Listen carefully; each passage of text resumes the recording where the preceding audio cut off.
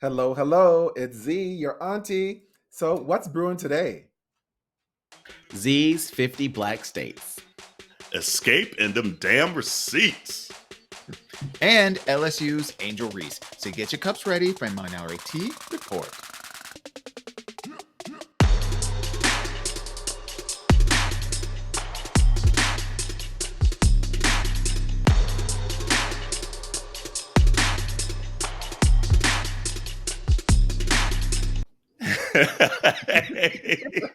hey, welcome to Minoritea Report. It's Auntie Carell. It's Auntie Duan. And we got a guest. What? Welcome back. Hey, boo. Which auntie are you again? Auntie Saint Germain. I know that's Yes. right.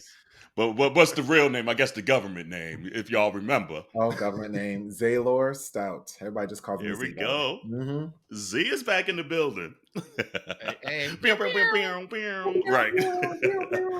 And Auntie Honey will chime in whenever she chime in. She missed the bus. So and we had to keep this shit going. She could never be Rosa Parks. Never, because she would have missed the moment.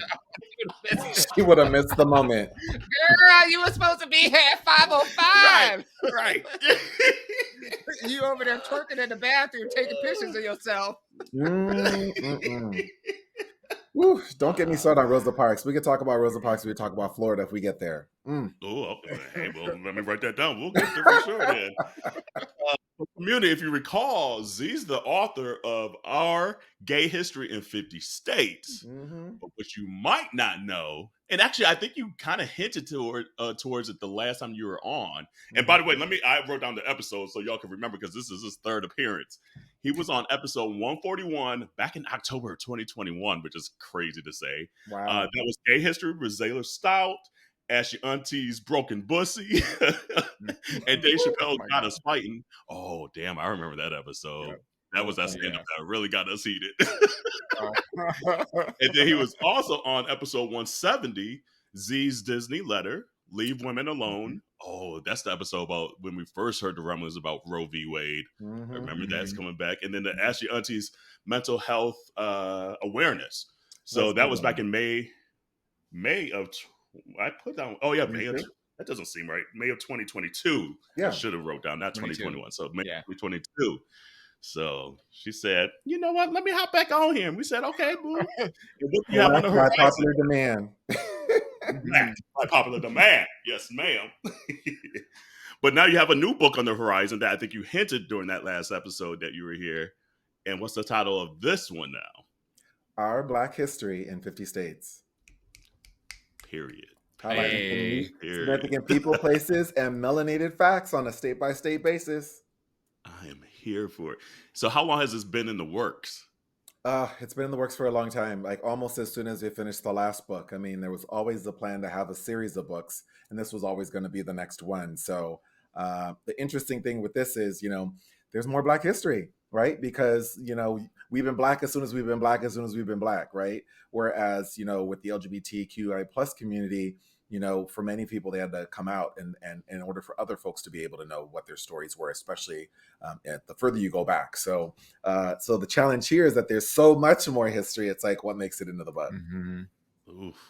Were there ones, I guess, how do you even make that process of just like, okay, this definitely has to make it. Oh, damn, this got to go on the chopping block. Strangely enough, a lot of it is a state-by-state basis kind of situation, because this book is not meant to be, tell the stories of all the people whose stories we've already heard about. You know what I mean? Usual suspects. If their story's already been told, they don't need me to tell their story, right? But there are people that haven't heard their stories, so it's just incorporating those stories in with all the other additional stories of folks that have just living their lives and ended up doing something amazing that they wouldn't necessarily have thought that they were making history, but they were. So which state what was the first, I guess, maybe fact or state that you started with? You're like, okay, because we know where you live. Is it just easier to start where you live, or you're like, nope, I'm going to this state because I'm just interested in this state first? No, so the state that I live in always ends up being the last state that I do, because I'm nervous and making sure that I do it right and I cover it right, especially since the people are going to be in my face if I don't do it right all the time, every day at the grocery store. So, Like, you ain't tell my story right. or why am I not in the book? There's all Funny. that too, right? And that this isn't, I mean, this isn't a vanity project. I mean, there's folks that I know, that I've known for years and years and decades, and back when I was a baby gay, and that didn't make it into the book. And so it's actually easier to make it into the book if you come from one of the smaller states that had a smaller population over time. Whereas if you come from one of the larger, more populous states, it becomes more challenging. So like a New York, a Florida, a Illinois, a California, end up being really, really challenging. And I'm like, oh, too bad you weren't born in Montana. So for like Oregon, those I'm glad states you where weren't there, born there. so Yeah. like for those states where there are a lot of stories, how do you make the decision in terms of what makes it in versus what doesn't make the chopping block? It's always a tough one, and it's a play by play kind of a situation, as well as looking at the overall diversity of the entries for the book. So if it's getting dicey for a particular state, whether certain people make it in or not, I'll look at the surrounding states in the region and see whether there's proper representation in the region, or from a broader perspective. So I'm barely halfway through in regards to writing, so there's still a lot of states to do research for. But I remember when I was writing Our Gay History in 50 States, there's not a lot of AAPI representation outside of it's mainly on the West Coast. So when I was able to find entries in the Midwest or in the East Coast, I was like, absolutely got to get that in there. Not a ton of entries in regards to folks that are identify as intersex. So I wanted to make sure that I highlighted those things. And so the same thing with Our Black History in 50 States. So the interesting thing is how is it that we define diversity amongst Black folks? And making sure that representation is there. And I actually don't have a full answer for that yet, since I'm still in the mix of digging through and doing the writing as it relates to that. So I will continue to have discussions with educated folks like yourselves in regards to what to make sure that I that I make sure I remember and include in regard to that full diversity, because for me that's important, right? That we have African representation of folks that intentionally came here. Many folks from the diaspora. We're intermixed with all different kinds of other cultures as well, and so making sure that representation is there as well. And strangely enough, for some research that we're doing for Hawaii, it's like, how do you define Black, right? And that's become a very interesting discussion when you're talking about the difference between Native Hawaiians and then the Black population that came there and all of that kind of stuff. So it's really, really interesting and been really fun. Are there any is there like a state that just surprised you in terms of the sheer volume of Black stories that you might not have expected to come from that particular state? Not so far. I started with You said the there's Black people everywhere. well, okay. I mean, here's the thing. I remember doing the research for Idaho, and Idaho and Hawaii, for example. Hawaii, I have a researcher that's families from Hawaii. For me, that was an important part too. This is actually something that I learned from my first book. Because when I ended up visiting Puerto Rico, I wanted to make sure that I, was able to try to connect with folks that were in the book, and one of the folks that was highlighted in the book was like, "So, who helped you write the entries for Puerto Rico?" And I was like, "Oh, I did. I did the research." And and I was like, "Oh, damn, was that colonialism?" Yeah. I was like, "Oh, damn." So I'm not falling for that same trap this time around, right? So I have folks from the island that's helping me do research, because Puerto Rico is included, U.S. Virgin Islands, Guam, Hawaii, as well as Washington, D.C. And so it's great using local folks or folks from there to be able to help do the research. But it's interesting in regards to that, because there was more stories as it relates to Black folks in Idaho than I would have expected, and we're having to do a little bit more digging in regards to Hawaii. But it's interesting. I mean, Black folk know how to make a mean mashed potato, so it ain't surprising me. But you kind of just hit on something that was like what my mind kind of went to, is just like, over time, some stories might become, a little, what's the word I want to use? That not to step on feet, like allure or Embellished? a little exaggerated, or Oh yeah. So how do you almost fact check a family's memory potentially that over time, passed through generation, might get a little embellished. Oh, see, you have to have some records for that because I'm not getting called out on that because everybody's family black. Like, oh yeah, you got some Indian up in you somewhere. I'm like, that's what everybody says, but Right. where's the papers from the reservation, right? Where's them certificates? Where is it? So, especially with the history book, I mean, there's a difference between a story that's more autobiographical, talking about like family history and lore and all that kind of stuff, and there may be a book way further down the line as it relates to that. But this one, it has to be factual. So there have been, stories that have come up that I've been super excited about. But if I have not been able to, dig up enough information to be able to confirm, the veracity of the information that's been provided in one source or two sources, and it really also depends on the quality of the source. And so if I'm unable to confirm it in several different fashions, then it gets kind of challenging. But Dewan, to circle back to your question, strangely enough, the kind of cool aspect of Hawaii so far that we found is that, with Black folks coming to the islands, they a lot more often than not were involved in education and making sure that the local population learn history.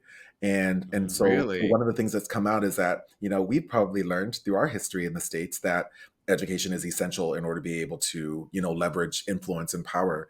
And so making sure that others were aware of that, so far is a kind of story that I'm getting so far out of this, but we're not done with our research there either. So there's still a lot to come.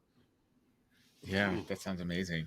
I never even thought about in that angle that we looking out. we Right? we Looking out for been there, others. done that, bitch. Like Been this there, what we done learned. But that just goes to show that like we've been built to just be good people, regardless of like as a whole. Like we've been built to be good people, and so that is not surprising to me in one bit. Like something, we have the opportunity to help somebody else out. We're gonna do that. Right. Yeah. Man, Dun, dun, yeah. dun. When's your aim to? Because we know sometimes target Yeah. dates could be moving and things like that. What's your aim to try to finish it up? Because it's a lot of work to do these kind True. of books. So the aim is Juneteenth 2024.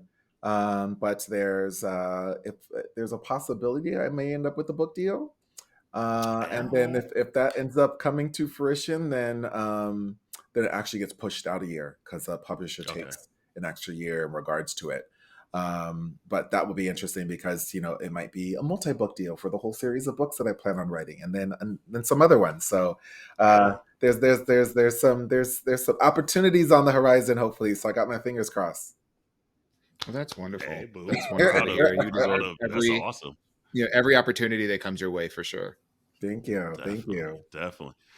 And in this book too, like, is there a bridge between the gay 50 states and the black 50 states? Because obviously being queer black male, you want to maybe, sprinkle our history. We're represented the everywhere. queer side in there as well. We're represented everywhere. So yes, there will absolutely be queer representation in our Black history in 50 states because we're part of every community there is, right? So there's going to be disability folks, disabled folks that are represented there because that's an important silent part of our communities as we get older. Especially as the generations are getting older, you have more folks that have disabilities in all walks of life, and so it's really just to be able to ideally show, the full range and diversity that we have within our community, and that we're not a monolith, just like any other community. We're not a monolith, unlike what perhaps is said about us. That part. I know that's right. And is there a way for, so obviously you're in the midst of writing, is there a way for people to either help support you writing and researching, or even submitting stories that they know in their communities or states and things like that could help? Or you're like, oh, I don't know. Many submissions. I'm actually really happy that you asked that question because just like with our gay history in 50 states, I actually hired an army of queer youth to help do the research for that one.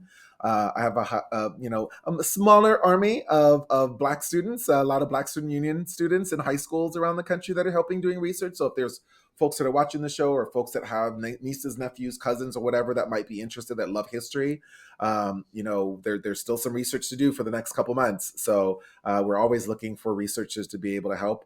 and I have the research, criteria much more honed down than I did with the first book. So you learn through the process, so that's great. As well, if people have entries, I have friends that send messages through Messenger through entries all the time, so I love that too. So on social media, it's at gay50 at gay50. That's the other one. This new book at Black50 States on Instagram, on Facebook, and on Twitter. So if they have an entry that they think would be cool for their state or whatever, send it over. So I'll make sure that it gets archived with that particular state, so that we're looking through that state's entry. We'll see about whether it's something that we'll be able to include, which would be amazing. And then if they're looking to pre-order, you can always pre-order the book. I know that we had our Kickstarter during Black History Month, which we did really well on, to be able to get some funds in there. But they can pre-order, again, the book through our website, which is black50states.com. Dope. And we'll put the information all in our socials and all that good stuff as well. That's exciting, though. That's exciting. I love hearing this stuff. And I just love the queer Black representation and things like that, because you don't, at least in the past, maybe the visibility of just queer Black authors hasn't been maybe as prevalent as it should be. So talking to you, even though we've over time gotten to know you, but it's just like, I still in awe, honestly, because that's, as a kid, I used to have to read to fall asleep. So there's still that book nerd in me. So I love hearing shit like this when it's specifically something that looks and feels like me, So I mean, the thing is and some of these names we all know. I mean, we've grown up with these names, but for one reason or another, mainly it's not necessarily the schools, because we didn't learn Black history in schools, right? So it would have been through our parents and through our family. This has been a part of their life that they've omitted, or that perhaps these are folks that came out later in life as well. And so there's that element and aspect too. It was always funny when I had posted about Angela Davis being a lesbian. Ooh, I got some fire from some Black folks about that, and I was like, "Do your research, you ain't gonna talk please." about my Angela. I'm like, do your research, please. It's a quick mouse click away. Go on to Google, you'll find the article, right?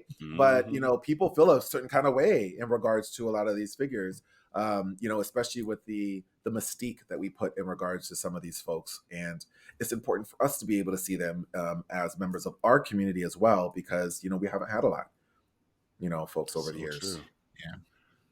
Yeah. And as you're going into writing your second book, and you kind of alluded to this with some of the other examples that you shared, but I'm curious about what you learned going through the first book's process that's helped to inform this second approach. Well, it's really being a little bit more systematized in regard to the research. And then, narrowing the work that I have, researchers that help me what they should do. And so it's a lot more, pinpointed. So now the researchers are, be assigned a state, and then, they'll be given a certain number of entries, whether it be people, places, or melanated facts, and then, have at it, just provide me with the links. And then after that, then I can go through initially and take a look and try to do my initial assessment in regards to my equity and inclusion lens to see if there's anything missing. Because I remember when I was doing the research for our gay history in 50 states, I specifically remember for Montana, the research came back and I was like, no lesbians? I was like, how are there no lesbians in the whole state of Montana's history? The whole state of Montana. The whole state. I mean, that state is known for plaid. Of all states, Montana. Right. So they had to send the researcher back, and they tried to find some more, and they couldn't find it. It's like, well, I can't find it. So in those situations, then I would go and do the digging and find the content that I knew that needed to be there. So it's really going to be the same thing in regard to this one. It just streamlines the process a bit more from that perspective, as well as really having the timeline mapped out so that the illustrators have enough time to be able to get creative in regard to that, because that's an important element of the book. For me, with our gay history in 50 states, it was important that it was visually engaging, because a lot of times when you think about history, nobody wants to read a history book, especially kids. And so this one's geared towards 15 and over, even though it can be used in regards to history lessons for younger folks and curated for that perspective. And so, it's fun from that standpoint. So I look forward to being on the banned book list. That was my next question. It's like, we know they banned them books. Like, and if community, if you don't recall, Z is also a lawyer, so he knows the legal front stuff. Mhm. How do we counteract all of these laws that are getting placed, especially like in Florida, to you like? I just feel like we're not fighting. There's lawyers down there, they ain't fighting hard enough for this shit. Like, what do we do on the legal front to stop this? The sad part is that the legal process takes a long time. And unfortunately, it takes so long that sometimes the damage is already done. You know, with the Don't Say Gay bill in Florida, I know that there's legal challenges in regard to that. You know, even on its face, it seems like it would be something that's unconstitutional. So it's like, why can you talk about heterosexual couples and relationships, you know, and you can't in regards to whether you're a teacher and you're in the same sex? It just doesn't make sense. The law's not set up to be that way. And you know, when you have these disparate impacts in regard to these types of things, those are scenarios that are supposed to fall. But the problem is, it just takes so long to get through the legal process. Through the initial case, it takes years. Then through the appeals, it takes years. And this is the stuff that can kind of take forever. Then you already have a whole generation that's already lived through, you know, the challenge of having, you know, these onerous types of laws coming up against you. Hey, lady. You want me? I'm gonna check your battery.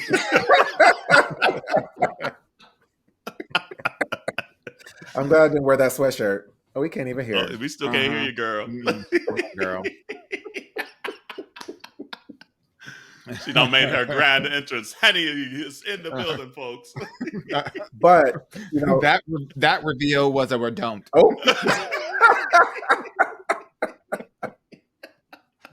She said, "Here I am, but you can't hear me." It might be for the best. Who knows what she gonna say? The struggle is real. The struggle is real. Well, while she's getting her mic situated and everything like that, I want to make another reference too in regards to, especially for example, the don't say no, the woke bill in Florida, where you can't reference anything that makes people feel uncomfortable. I mean, laws are not supposed to be implemented that are ambiguous. How are you going to tell that whether somebody's going to be uncomfortable by learning that air conditioning was, you know, invented by a black man? Number one, how is that CRT? It's not. It's a fact, right? And so it's just dumb stuff. But again, it's just going to take so long to get through the court system. That's the unfortunate part about it. So then people don't think that we're fighting, even though that there are folks that are fighting out there in regards to it. And what I love about that lawsuit against the governor and the AP African American history class out there. So they kept all the other history classes, but not the African American history. This is the one that doesn't have any educational, you know, any educational value, right? What I love is, and this is just warms my heart. It reminds me of the freedom fighters when I saw our little white sisters and brothers out there on the freedom rides with us. You know, that one of the plaintiffs is a student. It's a white girl.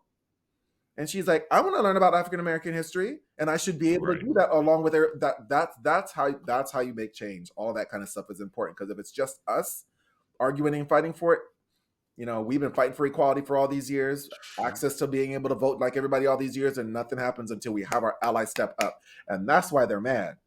That's why they're mad, because they know that these kids that are growing up with black friends, Asian friends, and gay friends, and all that kind of stuff, they're not worried about it. They're going to be fighting on the side of their brothers and sisters and siblings. Yeah. Well, and there's a finite amount of time before those individuals age out or die out, and then the whole population of folks who've grown up in this world where they have all of this exposure and connectivity to people, all different backgrounds, etc., that's going to be the majority. Yep. And they know it. I'm trying to remember if it's get it in while the getting's good. Right. Ooh, I remember that song. Get it while the getting is good. Get it while the can is just me. All right. I don't remember if it's 2024 or 2028, but that switch is about to flip. And I think that's why they've been pushing so hard, because they know this is their last gasp.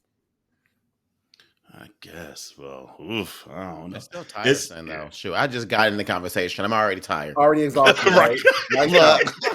Like, where's my drink? Girl, honey. Sitting right here, because it's been one of them days, bitch. Okay, look at the size of my head, bitch. It's bigger than my head. Okay. The Jameson bottle. If y'all ain't watching on YouTube, she don't put something big ass bottle. A big one, girl. Oh man, what else is on your mind legally that's of interest? Ooh, well, I know this is going to be shown on Monday, but somebody just got indicted. I have my popcorn out. Honey, like that whole situation is so wild to me. Like just from so many persons. Like like the people that showed up, like who was on which side. The whole Marjorie, whatever her name is, Oh, green girl, and Santos. Was he whoever she there? is. How did she have to make it apparent? She just did a walkthrough. She said, "Ooh, I can't stand that woman." I'm with you on that. Both of them. See? I'd respect her more if she stood up in drag. A word. Nah, I still boo the hoe. I would still boo the bitch. I would boo her Get too. off the stage. I would boo her too. I'll be having them whistles like they have. Blow your whistle. I thought that was so fire and so ingenious of them do that, because if they didn't have something to disrupt her, if they were just spewing out hate and things like that, they were like, all the black people spewing out hate, da da da da. They said, no, bitch, we're just gonna blow the whistle and drown your ass out. Whistles at you. Seriously, like it was so fire. It was. They might as well have had loud bubbles. Not loud bubbles. I mean, it really is a genius strategy when you think about it, because Absolutely. I mean, there's nothing incriminating. We just blowing a whistle, just making noise, but it's the most it's annoying. Common. Blow the whistle might be the new black anthem again. But it's effective though, because that's just annoying as fuck. Like that's how you set somebody up. Like the coach in me was like, absolutely. Where my whistle at, bitch? Absolutely. I need to buy a whistle to take it to work. I got one of those automated whistles because of COVID. So I would have been holding the button like this, and just going. There's an automated whistle. Yes, because of COVID, a lot of the high schools had to switch out of using the blowing whistles. So now they have to use like the automated ones. Huh. Yeah. Wow. And Corey today at work, when I was at work, sent me because he's Mr. TikTok's person. Michael Rappaport. It's so funny to see all the black people with the whistles, but then you got Michael Rappaport, like that white man, just saying the most vile shit to her. I was like, good. I need the white people to be saying the shit, because they ain't gonna really do too much shit to you. But if it was us saying that same shit, so I was like, thank you, Michael Rappaport. See, I'm saying what we wanted to say. I'm gonna have to go back and look. Right there. I'm gonna have to go back and look, because he be cracking me up. I remember him from Do the Right Thing. Mm-hmm. Way back. Right? Or the Wendy Williams show. Oh, mm-hmm. And like he's like the biggest like Housewives fan. He'd be on like Watch What Happens Live like every other day, it seemed all the time. Yep. But I'm like, that's the ally I need. I need that New Yorker, that part, just to say some vile ass shit to your face. That's the New Yorkers. New Yorkers don't care about your feelings. Don't care. None. Don't care. None. That's where I need to move. My kind of people. That's what Corey said. He's like, shit. He's like, I lived in New York for like 16 years. I'm ready to go back. He's like, he's like, I miss that energy. I was like, that is your season in your ministry. y'all just moved in. Right. Already ready. But like I could smell it. I could smell New York from my doorstep. I need to be over there. Oh my Lord. But we'll see what happens with this. Like, I don't even say his name. I still call him old boy. Right. Mm-hmm. But 34 counts. You got to think at least one of them he gonna get convicted on. Well, it's every check and every invoice. And so, the thing that I love during the press conference is the fact that they reference the fact that this is something that they charge folks for all the time. Like the guy hasn't been there, in the Southern District of New York for that long, and he's already charged like over 150 people for this exact same crime. So it's like, you're not being treated any different than any other New Yorker. There was a comment about the severity, though, because typically with this kind of treatment, it's not considered a felony, but this was escalated because of the sheer volume. And so that is one angle that a lot of pundits have been saying. It's making the argument a bit weak, and is showing that that there is some kind of vendetta that is behind this with regard to it being a felony and not a misdemeanor. Yeah, so this was something that was referenced during so there's two distinctions. Number one, that he wasn't required to provide those details in the indictment because the law doesn't require for that to be presented. So that's why those details weren't there. But during the press conference, there was a discussion in regard to this. And it's the whole issue in regards to escalating it to a felony is if it's in furtherance of another crime. And so he highlighted the fact that there were several other crimes that could apply here, which makes it really interesting because then the jury just has to be able to say, based on this particular count, was it in furtherance of potential felony of potential crime A, B, or C? And so whether it was campaign finance laws on a state or federal level, whether it was a conspiracy, on a state or federal level, and or was it in regards to tax violations? That's the other one. All them mobsters and stuff did all them murders and all that kind of stuff, but how did they get They caught go up? down for them taxes. They get down for them taxes, honey. Right. It's taxes or insider trading. Is one gonna be one of them too? Them and Martha. Right. And so, I mean, that's the thing. I mean, a lot of times, here's the thing. Like, if Trump had, if he had made the payment out of his own money, it would have been a different story. But he used money out of his business, and so there's all these other things that were done that didn't necessarily need to be done. That make it, a different kind of situation and scenario. And then, the other part is that, that there's the argument, and I'm not sure if this is the firm argument that they're bringing forward yet, because we don't know the full theory of the case, but whether it was really defrauding the American people of information that they needed in order to be able to make a decision in regards to whether this is who you wanted to be the commander in chief. Because this was at the very, very end, right after the Access Hollywood tape came out, all of this was all coming out all at the same time. And so, would he have lost the support of the elusive white women vote, that end up helping him get elected? But that's really what it is. It's just like just that last little kind of nugget. It's just like it just makes you realize again how important voting is, because how different the world would have been with Hillary in. How different the world would have been even in Florida. What was the black guy that ended up like being down there with like the gay hookers and all that? Andrew. Yeah, like he lost to DeSantis by a very slim margin. Barely. And it's just like vileness takes root, and we see it across the world now. Would the world be a completely different place today if a few of us would have voted, come 2016, 2015, whatever year it was? That's right. So it's just little shit like that like we always preach it every fucking week. It feels like get your ass out there and register to vote and be out there to vote, because we see what happens, like the trail of shit that comes after you don't vote for people that really need to be in the office. Like today, they're voting in Wisconsin, and they're voting on who's going to be on the Supreme Court. And that's going to make a decision in regards to gerrymandering. It's one of the most gerrymandered states in the country. We could have so many more congressional seats if it wasn't gerrymandered the way that it is. And it's really a 50-50 state. It's red, blue, 50-50, right? A woman's right to choose. They have some bill from the 1800s that would outlaw, a woman's right to, an abortion in the state. I mean, there's so many important things that, I mean, even confirming the electors for the last presidential election, it was a 4-3 vote on the Wisconsin Supreme Court. So, I mean, who would think that the Supreme Court case, election in Wisconsin could make all the difference for this next election? It surely can.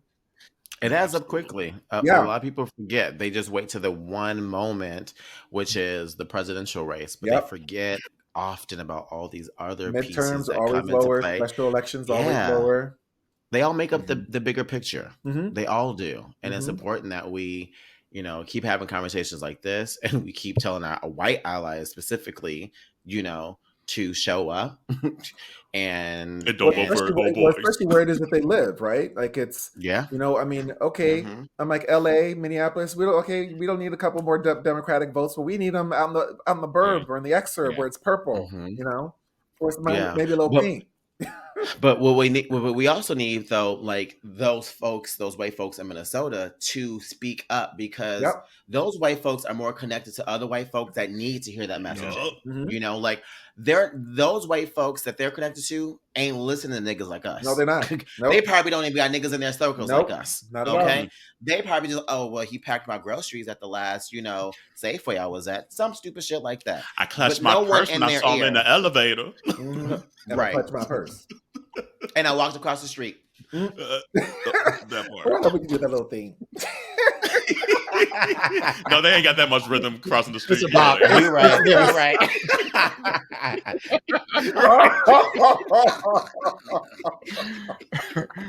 Y'all see that video that's circling about how white people go downstairs and then how black people go downstairs?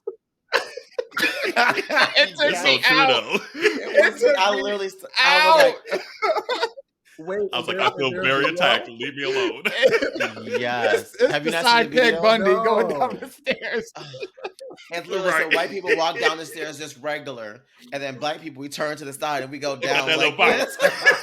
The little bounce. And don't Down. nobody teach you that at all. That's the wild thing. That's not something you just do We just it. Genetics, do it. boo. We just Genetics. do It's it. it's like if you had a bedroom upstairs and you had to turn the downstairs light off, you go turn the light and then run up the stairs before the ghosts catch you. Run up the steps. But don't nobody be teaching you that stuff at all. Oh, Lord. That's that motherland genetics coming back. It's our ancestors. They're saying you better get out of the dark. They're coming after you.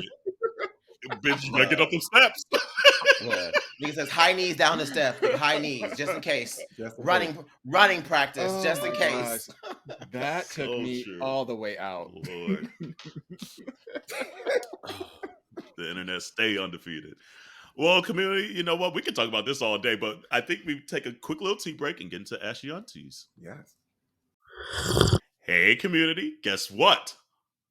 Our 4th anniversary of Minority Report is coming up, boo, right around the corner, and we actually have a new date for you. That's right. Join us April 19th at 8:30 p.m. Eastern Time on Facebook, Twitter, and YouTube. Yes, so bring your wigs, bring a tasty beverage, some Ask Your Auntie questions, and come kiki with your aunties as we celebrate our 4-year anniversary. And honestly, it couldn't have been possible without you all. So we can't wait to see you all on April 19th at 8:30 p.m. See y'all soon. Alrighty, ladies, what time is it? Ask Your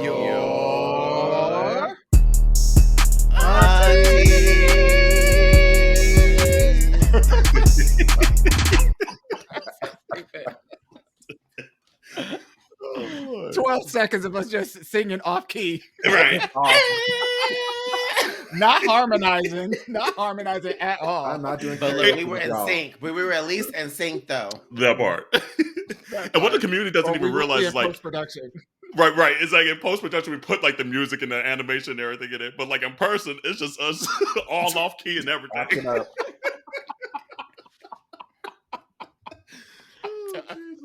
Not us thinking we're Aaliyah in the studio. Honey. Writing you a 4-page letter. Yes. All right, who has it today? Okay, I got it. Hey, aunties. After a painful dating experience, I've dated one of the nicest, friendliest people ever. I don't encounter those folks often in the dating world. The trouble was I didn't feel, quote unquote, seen by this person. So I called it off. I toiled with regret as I wondered for months if I made a mistake prioritizing something deeper and intangible over daily kindness and humorous moments. He has been in a relationship for 7 months, so that ship has sailed at this point. I've been wondering We if... did this already. No, run that back. we We sure did this one. did. No, did. Oh. Yeah, I think we did. Dang. We sure did. Okay. Mhm. It took Well, me you got one. that ship had sailed. I was like, oh, hold on. Yeah, I was like, Yeah. Yep, that's it. yeah. But here, I have a backup one from earlier. Cool. Let's see. Use. Let's see here. Hold, please. Right, how please? Where's the whole music at? You know a TV show that should be getting more credit than it has been. It's old. It was called Rock. It came on Sunday nights. You remember that show? Oh, Rock. yeah.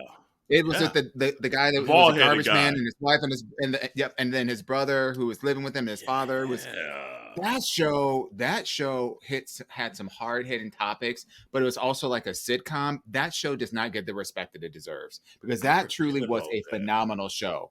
Like I feel Rock like there was an episode and about the acting was incredible. Phenomenal, right? But yeah, that show just does not get the kind of credit that it deserves. Oh, right, ROC. All I right, remember let's see that here. show. Yeah. ROC. Yep. Yeah, Oh, ROC. Yep. ooh, I'm gonna have to watch that one again. I forgot about it. Yeah. All right, let's see here. It says, "Hey aunties, I need your advice.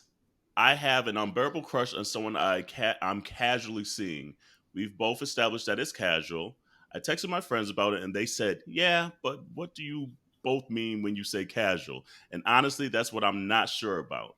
I'm having so much fun in this phase of dating after basically 10 years of serial monogamy, and I'm really enjoying being hot, single, slutty, and the truest version of myself for the first time in my life. I know that's right. That's why she picked. That's why she picked this one. Right, hot, single, slutty.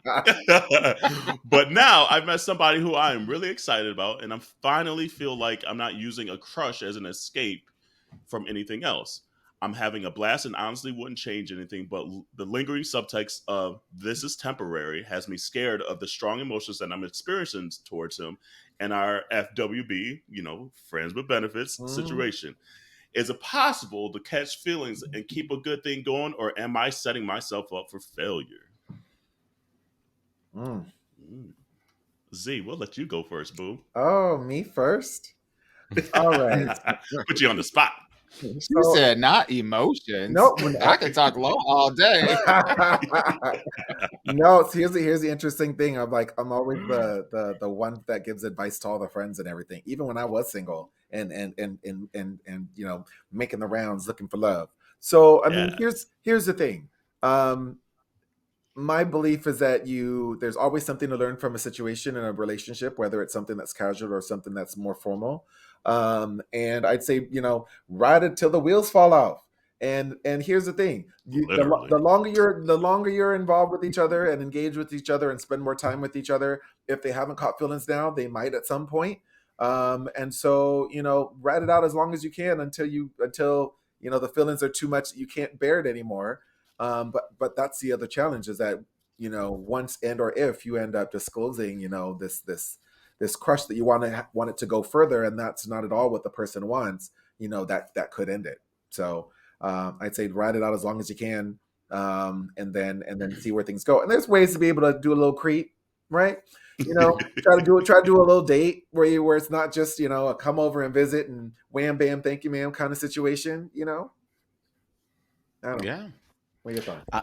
I think probably his hang up or one of his issues is the fact that they just got out of a 10-year serial monogamy relationship, and that open relationships are a real thing. There are tons of people who are in relationships with others who they get what you're getting out of this friends with benefits, but a little bit more, right? But they don't close off the possibility of being intimate or having emotional feelings and stuff like that towards other individuals as well too.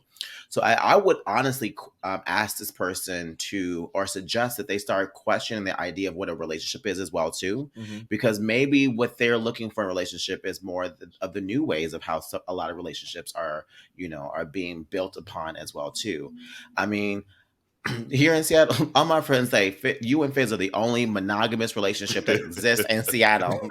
Everybody and their mama is open, and it's starting to become a real thing where people, open relationships, thruples, etc. So I would say figure out what a relationship means to you and what you're looking for in a relationship, and make sure that these kind of little pop-ups that are kind of creating these feelings aren't being tied to what the relationship before kind of allowed you to feel for those 10 years, and give it a new chance to breathe on its own into something possibly different that may be actually healthier and better for you. Because I know plenty of people who were in relationships longer than they're supposed to because they were too afraid to speak up, or they thought that relationships supposed to be a certain type of way.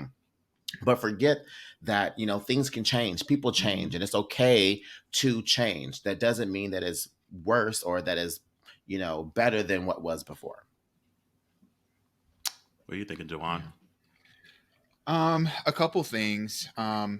First, I think it's incredible for someone to start having the possibility of thinking that they could catch feelings for somebody that makes them so happy. Yeah, that's like that right there is just, it's a blessing, because there are a lot of people like who catch feelings really quick, but catch feelings for like the wrong people, like the absolute wrong people. But you know, thinking about the way that you describe, you know, your you know, friends with benefit situation, there's nothing but positivity here. So you know, I think, you know, you're asking the question, is it possible to catch feelings and keep a good thing?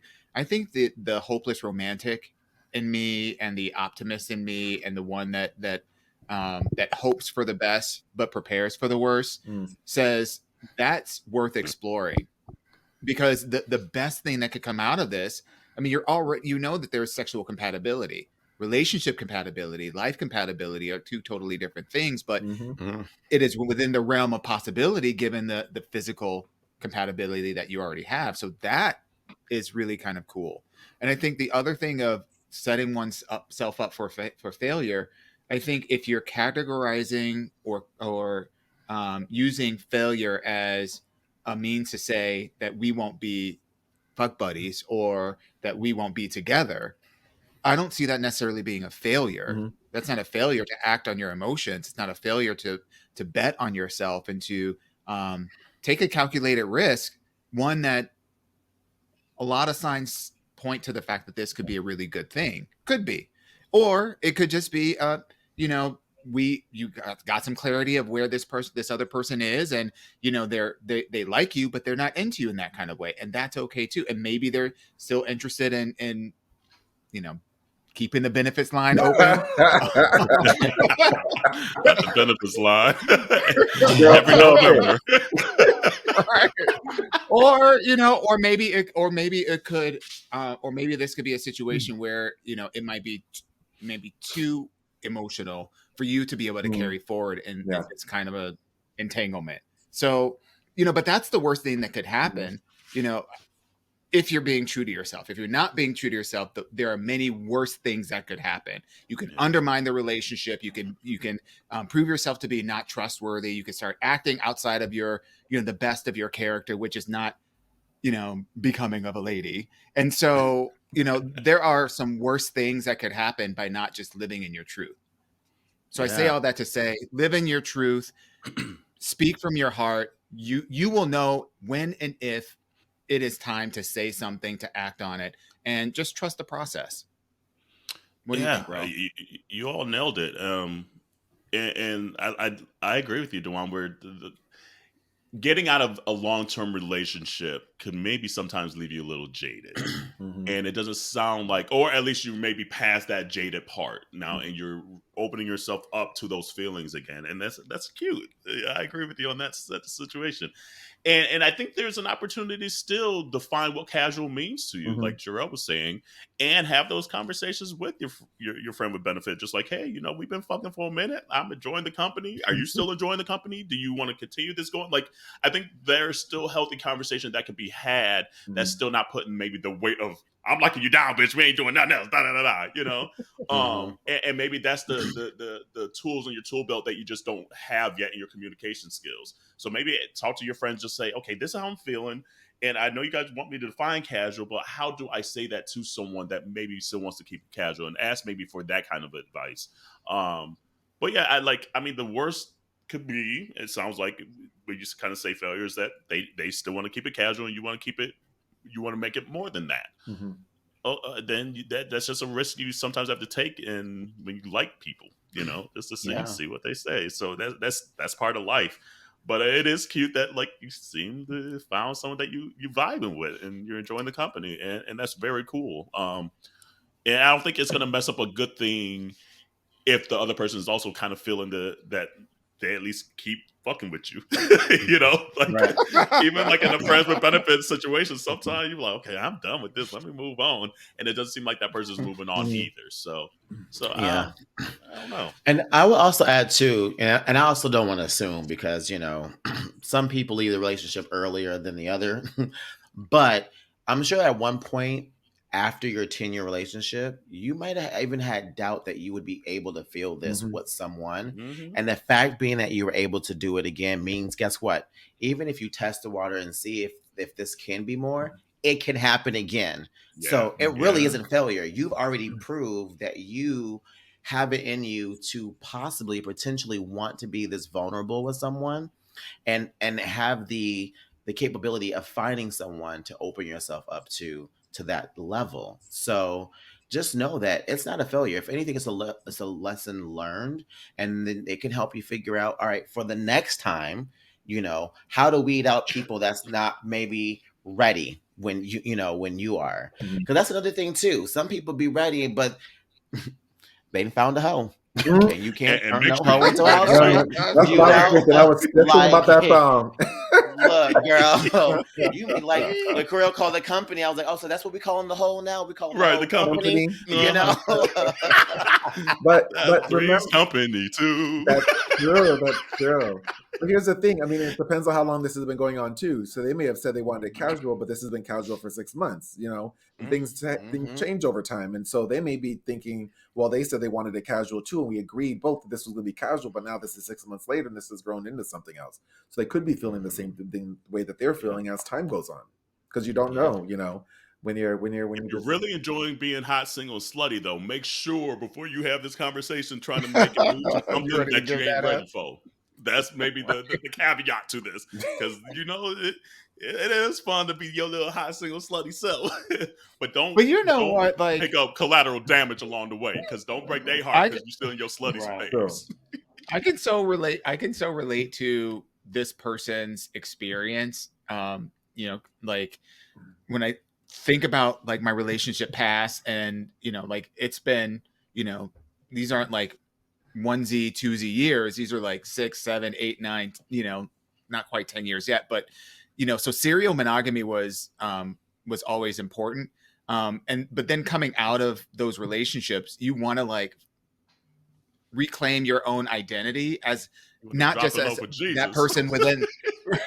But there's that thing that's like, oh, it's you and your partner, you become known as the couple versus the identity of the person. And so wanting to reclaim that is so powerful, but then in the midst of you trying to reclaim yourself, then you didn't find somebody to lock you back down again. Right. Damn. Gotcha. Right. That's right. I was trying to find you that quick. Right. Like you can't even have a hot girl half summer because you done found yourself a relationship from a fuck buddy. That is a whole ass word. I tell Corey that all the time. I'm like, I done moved to Chicago, like the best city in the world, and fucked up my whole days. Fucked it up. I was having me a good ass summer. Oh my god, it is so relatable.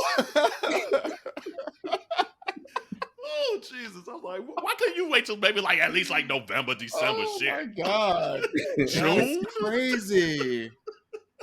It's wild. That's a real statement, but that's a good one. But hopefully, let us know if anything comes out of it. But if not, hang in there and find you the next one, like Jarrell said. So, community, we need some new Ask You Auntie questions. We're scraping the barrel now. Like, come on, we need some new ones. What's going on in 2023? Let us know. Continue to send them in at aya@minoriteareport.com or DM us. Woo, Jarrell. Are you caught up on the Xscape SWV? You said you was gonna watch it. What girl, I haven't had any time because it was literally yesterday when I saw the shade on Instagram. So you missing some good TV. When I saw that post, honestly, I was like, okay, I'm gonna have to tune in. Z, are you watching it, boo? I had to look it up when y'all mentioned it. I've been in work mode, conferences and all that kind of stuff at the Capitol trying to get legislation passed. I know that's right, doing the work. I know doing the work while we watching the drama. Hey, I'm in the Capitol right now. I'm in DC right now. That don't count if you ain't down there doing the work. Right. I am working. I got this podcast. Period. Week in and week out. That's true. Hey. But Well, I'm honey, gonna track it. I'm gonna track it down though. this shit is so crazy. Like, some of this shit you would think they would make this shit up, and it's not made up. Is it like Bad Girls Club? So the premise of the show is, well, originally it was a short order season. It was going to be SWV Xscape going on tour together, 90s R&B female groups. After they did that Versus, the hype was up. Yep. And they were like, okay, we could get a TV show out of this. Let's show the process of it. But what's come out of it is really the beef between Latasha and Tamika and Xscape, the sisters, that's coming out after like a lifetime of shit, really, is what's really breaking down.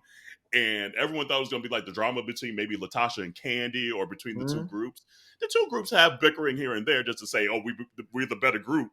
But, bitch, it's the sister dynamic. And it's like everywhere right now. Like, it's insanity. Like, money stealing. What was the latest episode on the behind their backs? Kickbacks. Getting kickbacks. that her husband had a deal to get kickbacks by having them sign on for a particular venue, and supposedly in the text message he had said that he had a conversation with his wife about it, so she already knew. But then when they confronted her with it in the beginning, she was like acting like, "What are you talking about?" And then they brought out the receipts, so they had receipts. That's always good. They had the phone number and like the wired checks and everything, bitch. It is so messy. And I'm with the community on this one. If we didn't talk about it for 3 episodes, it must be good, because it's been a minute since we didn't beat something into the ground like this. I feel like every episode there's something else that's even more shocking than the last. And what's outrageous is the fact that Tasha got a record deal to do a gospel album, but she's the one that's in the midst of all this shenanigans and scenery. Like, it's bananas. And the gospel album, it just came out this week outside the show that Tamika and Latasha went and got that gospel album together. It was supposed to be a duo album, but Latasha went behind her back and got the solo deal. After she done stole $30,000 from her. After she done stole $30,000 and got the kickbacks. And her husband was supposed to get the kickbacks of another $20,000. All I can say is, being an attorney, the family drama is always the worst. So that's why I don't do family law. So it's the worst. It's the worst. It's the worst. The family drama. I need from you is understanding. That's what they need. They sing that shit day in, day out, and they don't got no understanding for one another. Look, let me just tell you, Z. Rel was on my ass. Like, you got to be watching this. You got to be watching. I'm like, I don't really care about people singing. I don't give a damn. I do love me SWV though. That's fine. That's fine. So shady. So I was waiting to see when you was gonna pop off, because you've been tame this show. I've been watching your last shows. You've been popping off. Look. First of all, she ain't gonna pop the piss in because she still can barely name a Xscape album, right? So no. So clearly she's not watching for the music. Yeah, she ain't. And that show you the drama's good. But if DeWanda's still watching this whole thing outside of the music piece of it, it's just it's the layers of it. It's the fact that all this stuff was, first of all, people who oh my God. Why do people who do dirt always want the biggest platform? See? Knowing that there's the high probability that dirt that they done did is gonna come to light. Like, and so like I still can't get my head over the fact that okay, this was filmed like 6 months to a year ago, perhaps. So she's known this entire time of all the conversations that have been going on, and now like, and with the anticipation of using this as a platform to launch her career. But your career in gospel is based on you putting in the work, showing, living the value, like showing that you're a good citizen of humanity. So now you got this whole campaign that you didn't participated in, and all this stuff coming out. It's just Wait, hold on. don't have the words. Time out. Uh-oh. Pause. Hold on. Pause. Didn't you say the first episode that you didn't like when they aired the family business out on TV, and now she into it? Juan, did you watch Xscape and SWV? Because it's getting crazy. Like, it's starting to drag other people into it now, the craziness. I'm mad at you for making me watch this shit. Okay, let me just say that I don't like when you airing your family laundry, the family dirty laundry. However the hell you say that. Yeah. I don't like when people air their dirty secrets out like that. Like that whole like stealing money and cashing people's checks and whatnot. I don't know. That's just let me just rephrase. Like I just don't appreciate like the personal family stuff because that stuff cuts super, super deep, and you can just tell that conversation wasn't for TV. That was a real ass personal, and keep it in our family conversation. Yeah. And I don't know. I mean, I hope they were able to move past that because that's just that's heartbreaking. Oh, wait a minute. There was a difference between family business and there is a difference between business. This stuff that we're talking about ain't they sisters? Business. They are family. It is family business. It's family. It's both. They are sisters. It's both. That's family business together. It's both. All right. Well, you know what? Carell? I'll just stop watching. You can watch by yourself. How about that? That's okay. I'll still watch I brought that up to say this is how good it must be because she was like, I don't like it. Now, if it didn't flipped her, is what I'm saying. And normally Auntie Dewan, she is 10 toes deep into I don't like it. Yeah. The fact that she into it now, I said, okay, it's good. It's good. Like, I need to watch. So that's why I brought it up because again, it's another reason for me to watch it because she's talking about this shit that she said she didn't like. Now she's like, it's messy. And I stand by what I said, which I don't like the family stuff, like the stuff between her and her mother, the stuff between like. It gets fishy. It gets mixed up when it's the sisters. But what I didn't like, especially those first couple episodes, was the conversation with her mother in the room, because I could also see as a third party, the mother is actually favoring her other daughter, which is so awful because her, the daughter that's bringing up the concerns just want to be seen. Yeah. And so that to me is hard to watch. Thing. Right. That's the hard thing is like, it's money. It's not like it's $10, y'all. Like this is coin. And on top of that, this is all the stuff that has just come to light. Who knows what other skipping and scheming and other backdoor deals that were being made between her and her husband on her behalf. If you do it once, you do it again. Absolutely. Yeah. And it's like Candy was saying this week too, like that, because before Candy came back, it was just Tamika, Tiny, and Latasha doing shows. And then she said, I always thought it was weird that Latasha wanted me back because me and Latasha never saw eye to eye. But she was like, it was Latasha out, the whole group that was pushing for me to come back. And the whole time I'm thinking, okay, it's three of y'all. Y'all splitting money three ways. You don't need fourth person to split money. I'm on Housewives. I'm making coin. I'm good. And she's like, now this comes to light. And the only way he was going to get the kickback was if it was the four of them, not the three of them. And so she's saying all this shit this week. She's like, it makes sense now in hindsight why Latasha was pushing for me when she never checked for me all those years. Damn, like, that's not a good look. It's crazy. And all that for 20,000 and for 20 all grand, that like all that for 20 grand. Life must be hard in them streets. 20 grand. It is so messy. But it's good TV. And we're what, 4 or 5 episodes in? Yeah. So next week's the finale. But I mean, it's done ratings gold for them and social media gold. So it'll be interesting if they give them another season. And there'll be a SWV like, damn, we not the drama for once. and then there'll be the reunion. Oh, that'll be fire. 3 episodes, 4 episodes. We'll see. I'll watch.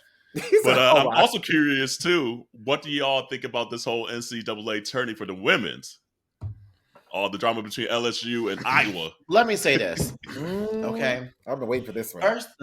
First of all, it's always the people who don't know shit about sports, or the people who've only made it to like T-ball, or who've only made it to like your local community park, free, everyone gets the kind of ribbon gold medal type people who bark the loudest. Anybody who's played a sport, no, talking trash, bitch. Especially college. Right. I mean, like, but not even just talking trash. The other team is just simply not your friend at all until the game is over. Right. Then you can shake hands. Then you can kiki. Until then, you got a job to do. Mm-hmm. And the job is to win, bitch. And the job is to win. And so many people fail to realize that the mental aspect of the game is the most crucial. Outside of the natural talent comes the mental game, because you can fuck a person up mental, they ain't making shit. It's a wrap. It's a wrap. And that's exactly what they did. Yeah. And they even said in the fucking the press conference going into it that they didn't like how they were acting towards South Carolina. And they said in the press conference beforehand, they ain't gonna do us like that. No, we coming for that ass. So they even gave you a heads up. They gave you a 24-hour fucking notice. Why are you surprised? Why are you surprised? And they stomped that ass. Like, and here's the thing that other people, again, like if you didn't play sports and things like that, if you're good, it doesn't diminish your greatness. So if people are like, oh, I feel bad for the Iowa girl. No, like, I'm sure she's really not checking for all the hoopla because she knows she's good. She's a very talented player. So I'm sure it didn't even faze her. And sure enough, today it came out, she was on some show. She's like, no, like, Angel, like, why are people talking about this Angel? Like, that's competition. That's the game. That's what you do. She complimented her game. She says she's amazing at what she does. She admires her and her team. She hasn't been following social media. She doesn't know why people are coming for her because they're good. Listen to the person who's allegedly the one that's the victim of this. It's literally racism. Part of the game. She literally came out and said that she wasn't checking for her like that. Yeah. Like, it's part of the game. Yeah. People are mad because it is a black woman who is at the highest level and she winning. Yeah. That's what it boils down to. Any other excuse is just bullshit. I've had people on Facebook being like, well, I would raise my kid to win gracefully or lose gracefully. And I'm like, to do that shit then. Right. That doesn't mean exactly. Like, what I got to do with someone else. Like, my cousin said this, hey Jada, I love it. She was like, she posted, she was like, ain't nobody without a ring is not going to tell me how to celebrate with a ring. And I said, say that again. Like, how you gonna tell me how I'm supposed to celebrate? You ain't been there. And I was like, period. You know, and I really appreciate Angel standing 10 toes down on this and being like, all season, y'all been clowning me. Y'all been saying all sorts of things, calling me ghetto and calling me, like saying I don't fit in your mold, et cetera, et cetera. But I'm being myself, and there should be no problem about that. And if that bothers you, that's more about you than it is about me. And I'm tired for her, but let me tell you, I will find the time and every single post to stand up for her, because it's the least that she deserves. She does not deserve to have all this hate. She has the most double-doubles, like the most double-doubles in the season, and ain't nobody even thinking about that. And the truth of the fact is, Clark and Caitlin Clark, that bitch can ball. I ain't gonna lie. That bitch can. She's a generational player. Ball, okay? When she gets into it's a wrap. She's going to be a Hall of Famer. You know who she reminds me of, or what she's doing to the game right now for the women's basketball game? And let me say this before this. I am so happy to see people checking for women's sports. Oh, see, I was 9.9 million people we have not watch heard the final. Ever dissect shit like this the way we're dissecting shit like this for the women's game. Any sport, really. Maybe tennis. Maybe it was Serena Williams. That's it. And that's about it. So I love that they're getting the notoriety, the coverage, the spotlight, et cetera, et cetera. So I will say that Caitlin is changing the game, like kind of like Steph did. The way the distance that she's shooting, the way she even just balls. Like, I had a friend, she played ball in college, and she was just great. Growing up, she was out balling the dudes. And she put a post up. She said, all this time I thought I was playing basketball, and I wasn't. She said, she's like, that's what Caitlin's doing. She's like, Caitlin's playing basketball. She's like, all this time I don't spend playing basketball. She's like, I'm going to hang it up now because I am disrespecting the sport. So again, and I think that's what making people so mad because they thought she was going to pull through. It was like the white team against the black team and the all-American white girl and this and stuff. And people are mad that she got beat. And that's just sports, though. That is sports. That's how sports work. And for some reason, it's bizarre, like you were saying, Jarrell, that it's the people that never played it or the ones that just want everyone to get a ribbon that just don't understand it. And so everyone that has played it and has lost their life shit, even outside of sports, understand it. I think part of it too is people don't understand that the best player in the league can also lose. Like the best player in the league doesn't deserve is the person that's supposed to always win. Exactly. Like for instance, like she was a national player of the year, right? The national player of the year on the men's side was from Purdue. Purdue went out in the first fucking round. And homie was still the national player of the year. You can be good and still didn't get invited to the White House and not win. And not win. You can be the best and still not win. Exactly. You're gonna be all right. You're gonna be all right. More than all right. Now, let me repeat the stats so we can get on the record because I think it's important. Right? Yes. Is that last year's record breaking viewing was 4.85 million. This year's record breaking was 9.9 million. Damn. Double that shit damn near. Damn. Or did double it. Wild. That's 9.6. Yeah, over doubled. That's wild. That's fire. Yeah. That's fire. So in the long run, I think this is just going to help the women's game. It's going to help the WNBA. Oh yeah, and I'm proud to see that. I'm excited to see that. And keep this. I also love the little story that they were cousins too. That also her cousin won on UConn on Monday, like the next day too. I love that was cute. Yeah, her cousin plays on UConn, so I was like, oh, look at that. Look, UConn beat that ass. That wasn't even a good game. But let me tell you, UConn was the only one that said that we ain't fucking with y'all. They beat every team by double digits. Everyone. Yeah.